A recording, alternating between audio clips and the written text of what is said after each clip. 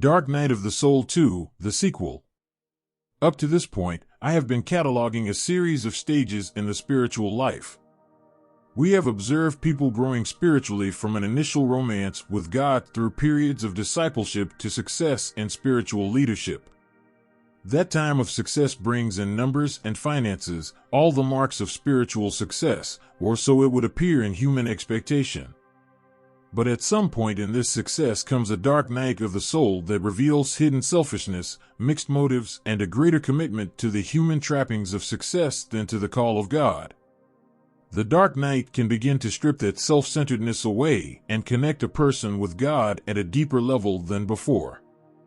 Instead of being motivated by an inner selfishness or the agendas of others or a religious institution, he or she hears the call to a deeper and more selfless walk with God.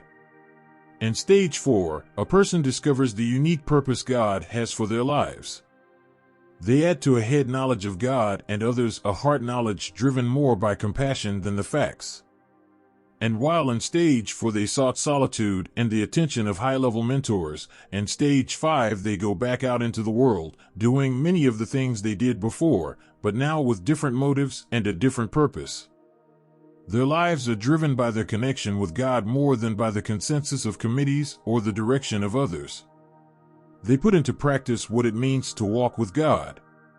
One would think that the closer you come to God, the more you are in tune with His will and His ways, the more you would be appreciated by others who are also on the spiritual journey, and the more you would be appreciated by religious institutions. But the opposite is often the case.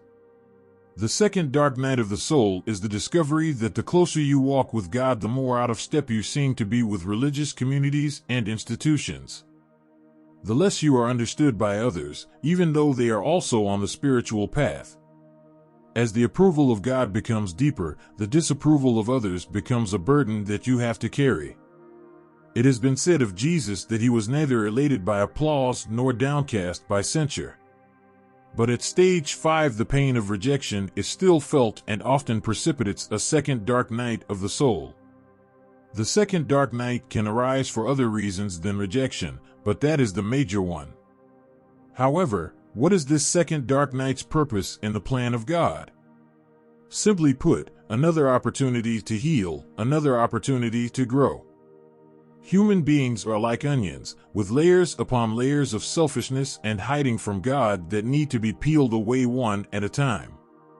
In a real sense, the dark night may manifest itself multiple times as God engages a human heart in a journey that leads ever closer to Him. I believe Scott Peck was on the right track when he observed, "We are attracted to a person who is one stage ahead of us.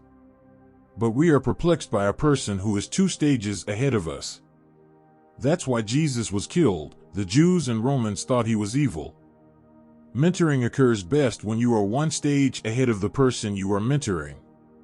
To be 2 stages ahead of someone is perplexing. They have no context in which to understand what God is doing in your life.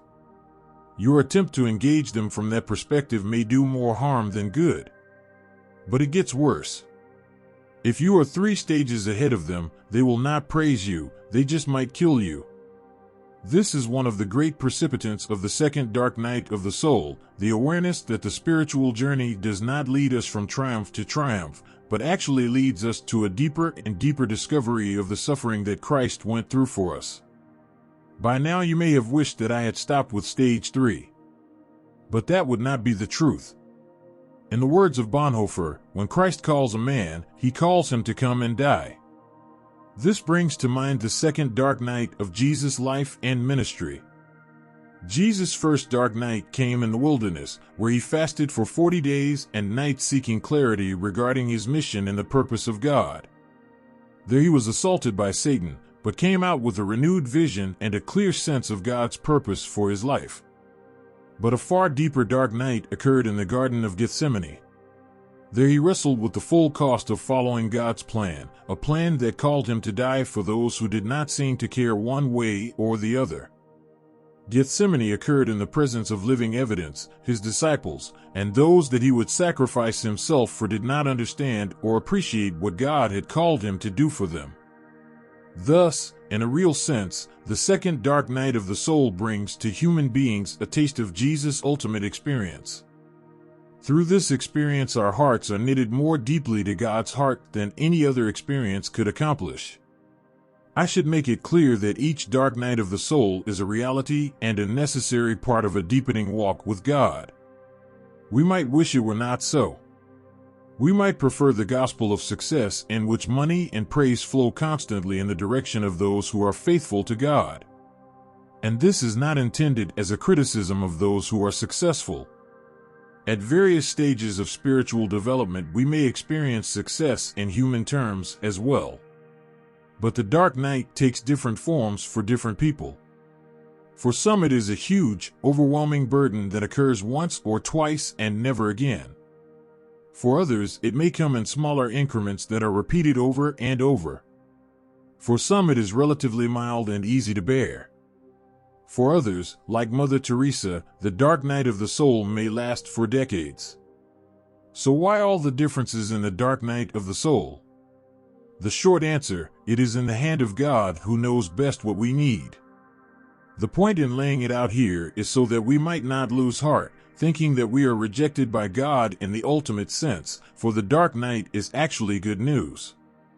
It is an indication that God is not finished with us yet, that there is more ahead, that His purpose for us is deeper and more connected than we can imagine now. When we drink in each dark night, we are readied for the journey that lies ahead.